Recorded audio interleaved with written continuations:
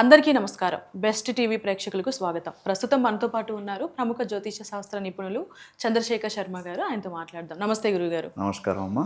గురుగారు, ఈ ఏప్రిల్ నెలలో కంప్లీట్‌గా ఒక 5 రాష్ట్రాలకైతే ఎలక్షన్స్ జరగబోతున్నాయని చెప్పొచ్చు. అంటే ఆ రాష్ట్రాల పేర్లు వచ్చేసి మనకి తమిళనాడు, కేరళ, అస్సాం, వెస్ట్ బెంగాల్ అండ్ అలాగే పుదుచ్చేరి గురుగారు. అంటే మనకి తమిళనాడులో ఏప్రిల్ 23న జరగబోతుంది ఎలక్షన్. వెస్ట్ బెంగాల్‌లో 23, 29న జరగబోతుంది. మిగిలిన కేరళ, అస్సాం, పుదుచ్చేరిలో వచ్చేసి ఏప్రిల్ 9న జరగబోతుంది గురుగారు. అంటే ఈ నేపథ్యంలో అసలు ఏ పార్టీకి బలంగా ఉందని చెప్పుకోవచ్చు? ఇప్పుడు తమిళనాడు విషయానికి వచ్చేస్తే మనము ఇంతకుముందు చెప్పుకున్నట్టు విజయ్ కొత్త పార్టీ పెట్టాడు. తర్వాత బీజేపీ ఒకటి ఉంది. అవును, బీజేపీ ఉంది. డిఎంకే ఉంది. అవును. అయితే ఇక్కడ 4 పార్టీల మధ్య అంతే కదమ్మా. ఒకటి విజయ్ పార్టీ, రెండోది డిఎంకే, మూడోది ఏఐడిఎంకే ఉంది, తర్వాత బీజేపీ పార్టీ ఉంది. అయితే ఇక్కడ ఉన్నటువంటి 4 పార్టీలలో తమిళనాడు వరకు చూస్తే మనకు బీజేపీకి 50% అవకాశం ఉంది. ఓకే, 50%. ఎందుకంటే ఈ పార్టీలు అన్నిటికి కలిపితే 50% అయినా కూడా వీటికి 50% అవకాశం ఉంది. దాదాపు తమిళనాడు యొక్క మనము దాని ప్రకారం చూసినప్పుడు ఈ విజయ్ ఒకవేళ మనకు బీజేపీకి వచ్చి చేరితే ఖచ్చితంగా తమిళనాడులో బీజేపీ గెలిచిపోతుంది. అంటే ఇప్పటికి అవకాశాలు ఉన్నాయి, కానీ ఒకవేళ విజయ్ కూడా వచ్చేసి దీంట్లో కలిస్తే ఇంకా అవకాశాలు ఎక్కువ ఉంటాయి.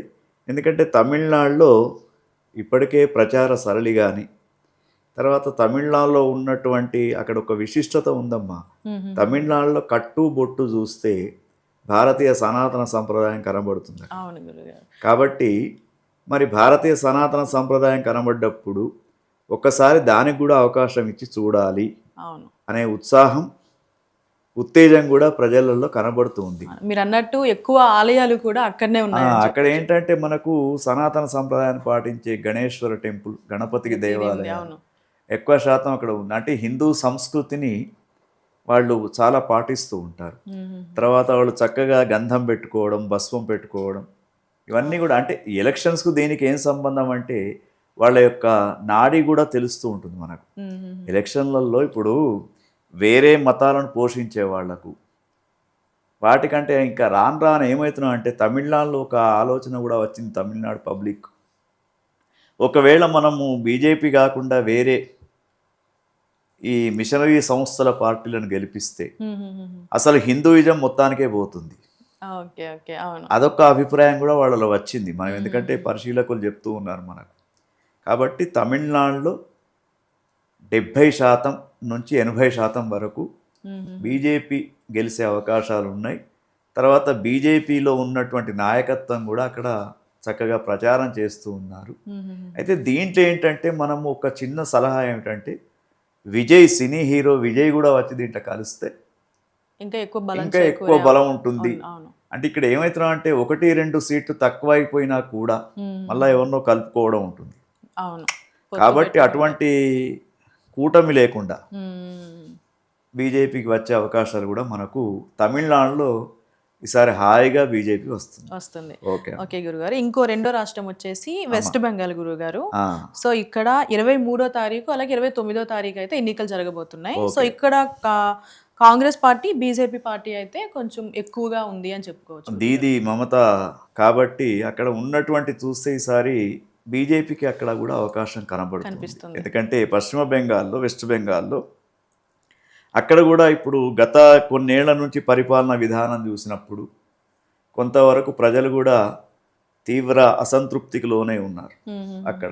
కాబట్టి మనకు అక్కడ పశ్చిమ బెంగాల్లో ఈసారి చాలామంది చెప్తున్నారు, అక్కడ ఉన్నటువంటి ఎలక్షన్ పరిశీలకులు, తర్వాత అక్కడ ఉన్నటువంటి చాలామంది మేధావులు కూడా చెప్తూ ఉన్నారు ఏంటంటే మనకు పశ్చిమ బెంగాల్లో కూడా ఈసారి ఖచ్చితంగా బీజేపీకి అవకాశం వస్తుంది వస్తుంది అని చెప్పేసి చెప్పడం జరుగుతుంది. రైట్ గురుగారు. ఓకే అమ్మా. మనకి మూడో రాష్ట్రం వచ్చేసి కేరళ గురుగారు. కేరళలో ఏప్రిల్ 9వ తారీఖున అయితే ఎలక్షన్స్ జరగబోతున్నాయి. ఓకే. అండ్ అలాగే అక్కడ ముఖ్యంగా పార్టీల గురించి గురుగారు యూడిఎఫ్ ఉంది, ఎల్డిఎఫ్ ఉంది, బీజేపీ మాత్రం కొంచెం పట్టు తక్కువగా ఉందని చెప్పొచ్చు, ఇంకా కాంగ్రెస్ పార్టీ ఉంది. సో ఈ 4 పార్టీల్లో ఏది వచ్చే అవకాశం ఉందంటారు? కేరళలో ఎక్కువగా కాంగ్రెస్కి అవకాశం ఉందమ్మా. ఉందంటారు. ఎందుకంటే కేరళ కొంత కాంగ్రెస్ సంబంధమైనటువంటి సిద్ధాంతాలను నమ్మే రాష్ట్రం కేరళలో. తర్వాత కేరళలో కూడా ఇప్పుడు వీళ్ళు ప్రచార సరళి కూడా ఇప్పుడు మనకు మల్లికార్జున ఖర్గే గారు మొన్న రీసెంట్గా అయినటువంటి మీటింగులలో అనేకమైనటువంటి ప్రజా పథకాలని చెప్తున్నారు వాళ్ళు. అవునవును. చాలా వరకు ఆడవాళ్ళకు, మహిళలకు కేరళ స్టోరీస్ అంటూ కేరళ స్టోరీస్ ఇటువంటి అన్నీ కూడా. ఒకవేళ బీజేపీ వస్తే అసలు మీరు ఉండడానికి కూడా అవకాశం ఉండదు ఇక్కడ. ఇట్లా కొంత ప్రచారం కూడా చేస్తూ ఉన్నారు. దాంతో ముఖ్యంగా ఉచిత పథకాల ఆశకిట్ట అక్కడ మొగ్గుతే కేరళలో బీజేపీకి అవకాశాలు చాలా తక్కువ. కాంగ్రెస్కి కొద్దిగా అది ఒక్క రాష్ట్రం మాత్రం మనకు అనుమానాస్పదంగా ఉంది. రైట్ గురుగారు. మనకి 4వ రాష్ట్రం వచ్చేసి అస్సాం గురుగారు. అస్సాంలో వచ్చేసి ఏప్రిల్ 9వ తారీఖున ఎలక్షన్స్ జరగబోతున్నాయి. అండ్ అలాగే అక్కడ స్ట్రాంగ్ గా ఉన్న పార్టీ బీజేపీ అని చెప్పొచ్చు. బీజేపీతో పాటు కాంగ్రెస్ పార్టీ కూడా పోటీలో ఉంది. అక్కడ డౌటే లేదమ్మా, అస్సాంలో క్లియర్ స్వీప్ చేస్తుంది. అస్సాంలో బీజేపీ ఖచ్చితంగా అక్కడ, ఎందుకంటే ఇప్పటికే అక్కడ కొన్ని చక్కని ప్రోగ్రెస్ జరిగింది కాబట్టి అస్సాంలో కూడా క్లియర్గా బీజేపీ గెలిచే అవకాశాలు ఉన్నాయి. గురుగారు మనకి చివరిగా పుదుచ్చేరి అంటే పాండిచ్చేరి అని చెప్పుకోవచ్చు. సో అక్కడ కూడా ఏప్రిల్ 9వ తారీఖునే ఎలక్షన్స్ జరగబోతున్నాయి. అక్కడ వచ్చేసి మనకి పార్టీలు గురుగారు పొత్తులో, అంటే కాంగ్రెస్ పార్టీ కూడా పొత్తులో వస్తుంది, బీజేపీ పార్టీ కూడా పొత్తులో వస్తుంది అని చెప్పొచ్చు.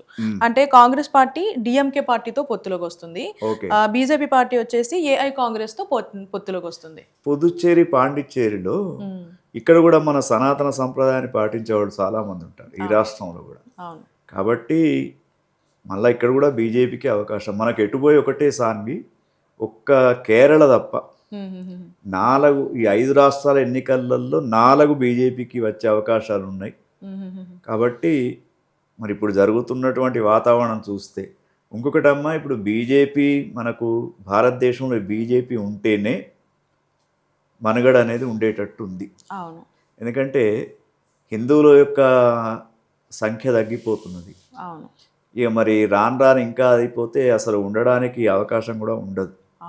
కాబట్టి ఈ 5 స్టేట్లలో ఒక కేరళ కొంతవరకు డౌట్ అనిపిస్తున్నది. మిగతా 4 రాష్ట్రాలలో కూడా బీజేపీ ఘన విజయం సాధిస్తుందని కూడా మనకు అనేకమైనటువంటి ఆస్ట్రాలజీ ఫలితాలు కూడా చెప్తూ ఉన్నాయి. 4 మా బీజేపీకి వచ్చే అవకాశాలు, 1 కాంగ్రెస్. రైట్ గురుగారు, చూడాలి. ధన్యవాదాలు గురుగారు.